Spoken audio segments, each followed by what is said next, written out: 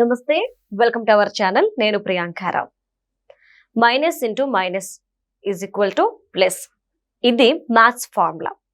ఉష్ణం ఉష్ణేన శీతలః, ఇది ఫిజిక్స్ ఫార్ములా. ముళ్ళును ముళ్ళుతోనే తీయాలి, ఇది ప్రజల్లో నానుడి. మరి ఈ మూడు సూత్రాల్ని ఎగ్జాక్ట్గా వైసీపీ వాళ్ళు పాటిస్తున్నారు అంటే ప్రతి ఒక్కరూ అవుననే అంటున్నారు. నిజంగా పాటిస్తున్నారు. ఎలా అంటే వాళ్ళ హయాంలో ఏవైతే తప్పులు జరిగాయో, అంటే ఏవైతే దౌర్జన్యాలు జరిగాయో, ఏవైతే దాడులు జరిగాయో, వీటన్నిటినీ కూడా ఇప్పుడు కూటమి ప్రభుత్వంలో కూడా జరుగుతున్నాయని మనం నిరూపించి లేదంటే చూపించగలిగితే మళ్ళీ కూటమి ఓడిపోతుంది, నెక్స్ట్ రాబోయే ఎలక్షన్లో గెలిచేది మేమే కదా అని ఆలోచిస్తున్నారు. అందుకే ఈ మూడు పైన చెప్పిన సూత్రాలని కూడా ఎగ్జాక్ట్గా వైసీపీ వాళ్ళకి యాప్ట్ అవుతుంది అని చెప్పేసి చాలా మంది అంటున్నారు. మరి ఇందులో వాస్తవం ఎంత? అసలు ఇప్పుడు వైసీపీ స్ట్రాటజీ ఏంటి?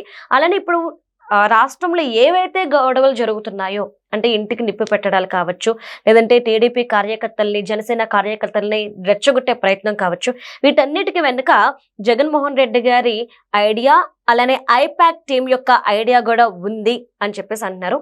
వీటి గురించి ఈరోజు డిస్కస్ చేద్దాం. ఇందులో వాస్తవం ఎంత అనేది. మనతో మాట్లాడడానికి ప్రముఖ పొలిటికల్ అనలిస్ట్ డివి శ్రీనివాస్ గారు ఉన్నారు. ఆయన అడిగి తెలుసుకుందాం. నమస్కారం సార్. నమస్తే సార్. ఒక పక్క చూస్తే రాష్ట్రాభివృద్ధి కోసం ఇటు కూటమి ప్రభుత్వం అడుగులేస్తుంది. వాస్తవానికి రాష్ట్రం కూడా అభివృద్ధి చెందుతూ వస్తుంది. ఇంతటి శుభ పరిణామంలో అందరూ సంతోషంగా ఉండాల్సిన సమయంలో వైసీపీ వాళ్ళు టీడీపీ వాళ్ళని రెచ్చగొడుతున్నారు, అందుకే వీళ్ళు రెచ్చిపోతున్నారు, గొడవలు జరుగుతున్నాయి అని చెప్పేసి టీడీపీ వాళ్ళు అంటున్నారు. కాదు కాదు, వాళ్లే కక్షపూరితంగా మా మీదకి వస్తున్నారు, మమ్మల్ని ఇబ్బంది పడుతున్నారు అని చెప్పేసి వాళ్ళు అంటున్నారు. ఇంత గొడవ వెనుక కారణం ఏంటి? అసలు ఏం జరుగుతుంది? ఇది రివర్స్ స్ట్రాటజీ అంతా రివర్స్ అన్నమాట.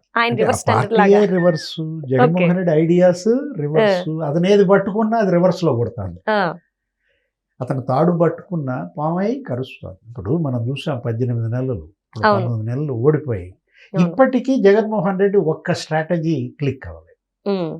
ఇప్పుడు ఇదే ఇన్సిడెంట్ తీసుకుందాం. ఇప్పుడు సిట్ ఏది ఈ నెయ్యికి సంబంధించి, నెయ్యి కదలేదు, అదేంటది జెల్ ఏదన్నా కదా, ఇప్పుడు దానికి సంబంధించి 10 రోజులు అవుతుంది. దాన్నేదో తనకు అడ్వాంటేజ్గా మార్చుకుని తన పార్టీకి అసలు ఈ నెయ్యి అసలు కల్తీయే కాలేదని తేల్చేయాలని చూశాడు.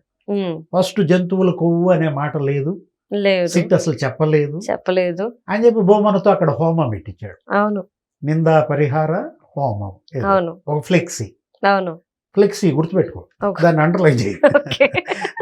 అంటే ఇప్పుడు ఈ ఫ్లెక్సీ ఈ మంటలు అక్కడ పుట్టాయి.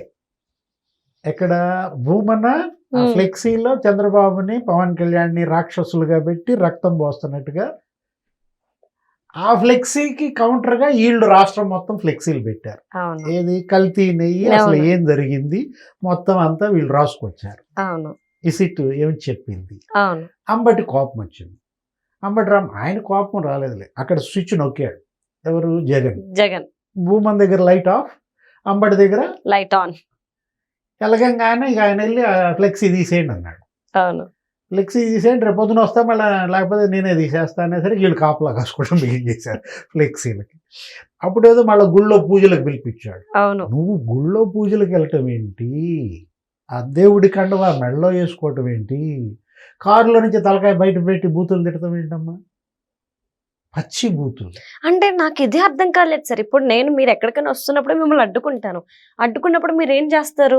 నేను న్యాయంగా పోరాటం చేస్తాను ఇంకేదో అంటారు. కానీ అలాంటి బూతులు ఎందుకు మాట్లాడతారు? ఆయన ఒక లాయర్, అడ్వకేట్, అలానే ప్రజాప్రతినిధి.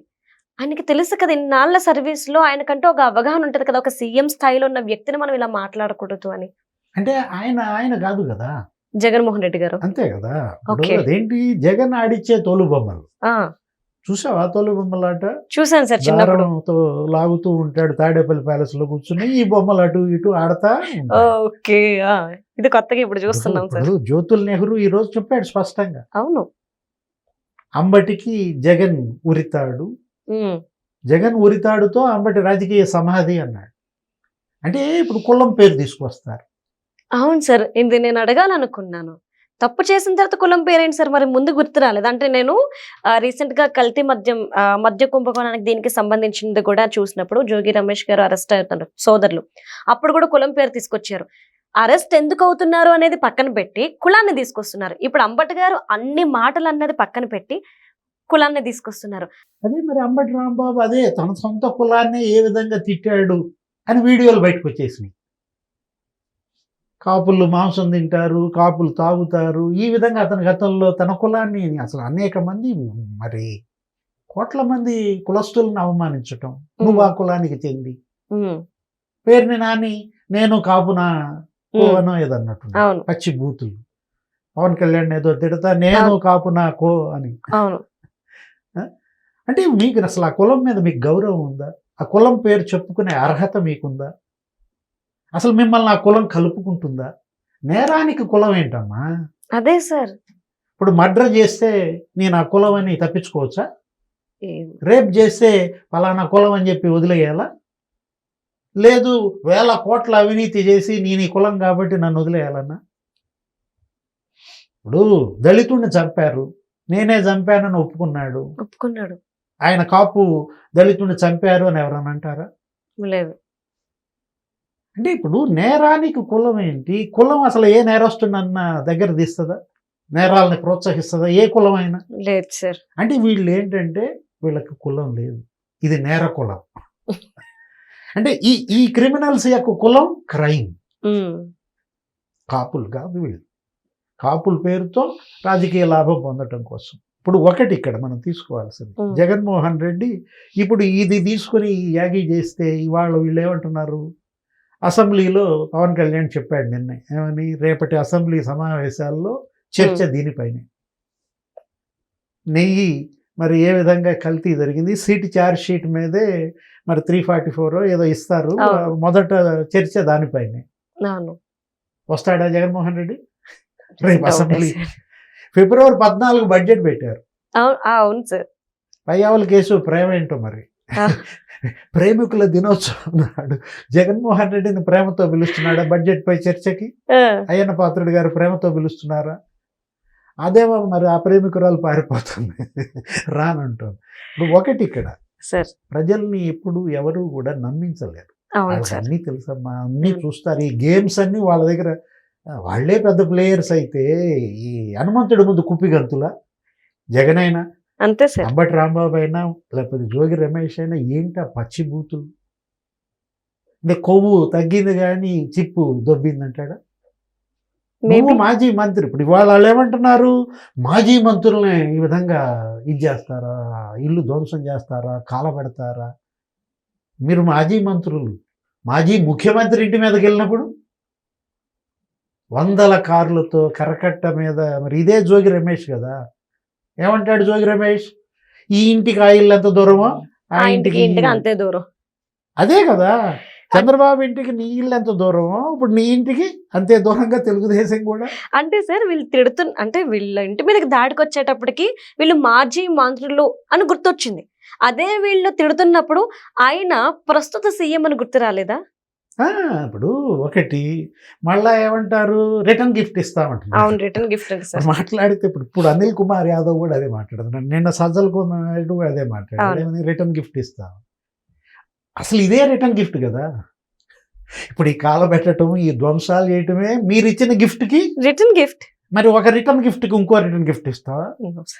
ఇప్పుడు గిఫ్ట్కి రిటర్న్ గిఫ్ట్ ఉంటుంది కానీ రిటర్న్ గిఫ్ట్కి రిటర్న్ గిఫ్ట్ ఏంటమ్మా?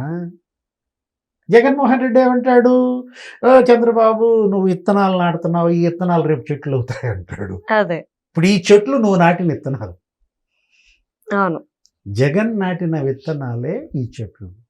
గుడివాడ అమర్నాథ్ ఇప్పుడు ఏమన్నాడు, ఇప్పుడే వచ్చేటప్పుడు చెప్తున్నాడు జంగిల్ రాజ్ అంట. అవును సార్, జంగిల్ రాజ్. నేను సాక్షి బ్యానర్ ఐటమ్ జంగిల్ రాజ్. అవును, జగన్ రాజ్.